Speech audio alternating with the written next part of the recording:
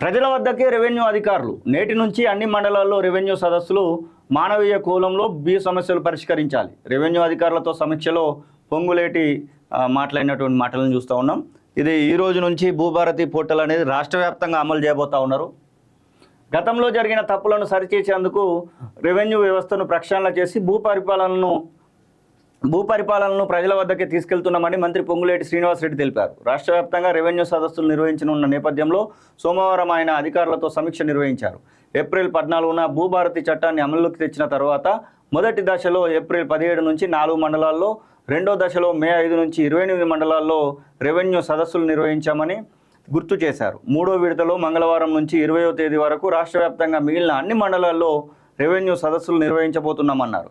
అన్ని రెవెన్యూ గ్రామాలకు తహసీల్దార్ నేతృత్వంలో బృందం వెళ్తుందని, ప్రజల వద్దకే రెవెన్యూ నినాదంతో భూ సమస్యలపై దరఖాస్తులు స్వీకరించి పరిష్కరిస్తామని చెప్పారు. తొలి విడతలో 13,000, రెండో విడతలో 42,000 దరఖాస్తులు అందగా 60% సమస్యలను పరిష్కరించామన్నారు. వీటిలో సాదా బైనామా దరఖాస్తులు ఉన్నాయని, ఈ అంశం కోర్టుల పరిధిలో ఉన్నందున త్వరలో పరిష్కారం చూపుతామన్నారు. ప్రభుత్వానికి ప్రజలకు వారధిగా రెవెన్యూ శాఖ ఉంటుందని, అధికారులు సమర్థవంతంగా పనిచేసినప్పుడే ప్రభుత్వం ఆశించిన ఫలితాలు వస్తాయన్నారు.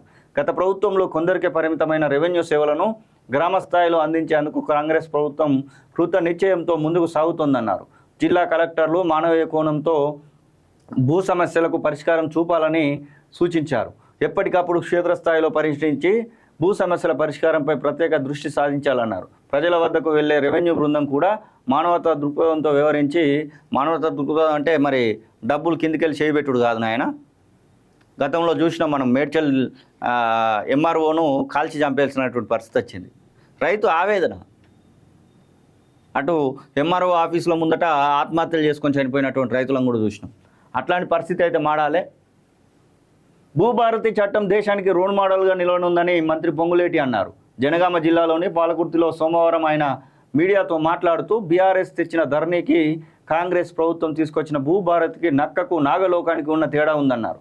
మంగళవారం రెవెన్యూ యంత్రాంగమే ప్రజల ఇంటికి ముందుకొచ్చి భూ సమస్యలు తెలుసుకుంటుందని వెల్లడించారు. ఆగస్టు 15 నాటికి సాధ్యమైనన్ని భూ సమస్యలు పరిష్కరిస్తామన్నారు. రాష్ట్రంలో 6,000 మంది లైసెన్సులు సర్వేయర్లను విధుల్లోకి తీసుకుంటున్నట్లు తెలిపారు. ఇందిరమ్మ ఇండ్లు లబ్ధిదారులుగా 2,10,000 మందిని ఎంపిక చేసినట్టు గుర్తు చేశారు. ఈ పథకం కింద 4 ఏళ్లలో 20 లక్షల మందికి సాయం అందిస్తామని, ఇందిరమ్మ ఇండ్లకు లబ్ధిదారుల ఎంపిక అనేది నిరంతర ప్రక్రియ అంటూ మాట్లాడినటువంటి మాటలను చూస్తా ఉన్నాం. 5 లక్షల రూపాయలు ఇవ్వడానికి అయితే ప్రభుత్వం సిద్ధంగా ఉంది. ఇంకొక 5 లక్షలు వేసుకుంటే ఒక ఇల్లు అయితే కట్టుకోవచ్చు. భూ సమస్యలకు సంబంధించి ఇంకా చాలా ఉన్నాయి. చూస్తున్నటువంటి వాళ్ళు కూడా కామెంట్ రూపకంగా తెలియజేయండి. భూ సమస్యల విషయంలో అసలు ఏంది అనేది. విదేశాల్లో ఉన్నత విద్యను చదువుకోవాలని అనుకుంటున్నారా? అయితే వెంటనే ఫ్లైగ్రాడ్ ఓవర్సీస్ ఎడ్యుకేషన్ కన్సల్టెన్సీని సంప్రదించండి. మీ విదేశీ కలలను సాకారం చేసుకోండి. ఫ్లైగ్రాడ్